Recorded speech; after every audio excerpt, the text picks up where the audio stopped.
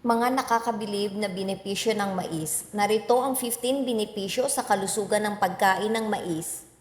Nagbibigay ng enerhiya. Ang mais ay mataas sa starch. Tumutulong sa pagtunaw. Ang mais ay mayaman sa dietary fiber. Pinoprotektahan ng paningin. Ito ay naglalaman ng antioxidant tulad ng lutein. Pinapalakas ang immune system. Ang mais ay naglalaman din ng bitamina at mineral.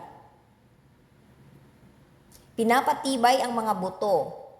Ito ay may magandang pinagkukunan ng calcium, isang mahalagang mineral para sa bone health. Pinabababa ang blood pressure, mayaman sa potassium. Pinapaayos ang balat.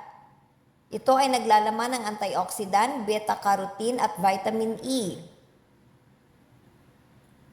Isang amino acid na kinakailangan para sa produksyon ng serotonin.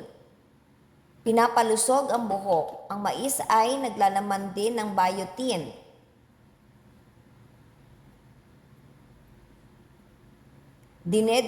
Dinedetoxify ang katawan. Naglalaman ng glutathione. Nakakatulong ito sa pag-iwas sa diverticular disease. Ito ay isang kondisyon kung saan ang mga bulsa o diverticula ay bumubuo ng lining ng colon. Nakatutulong ito sa pag-iwas sa anemia.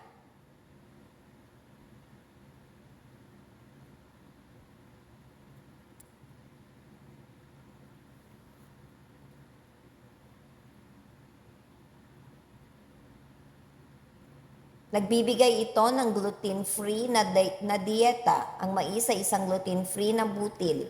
Kaya maaari itong kainin ng mga taong may celiac disease o gluten intolerance.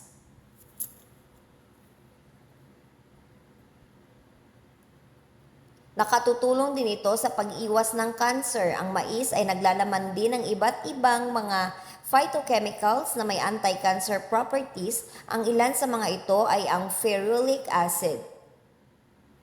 Nakatutulong ito sa pagbababa ng timbang. Ang mais ay maaari ring makatulong sa pagbaba ng timbang dahil nakakabusog ito at may mababang calorie content.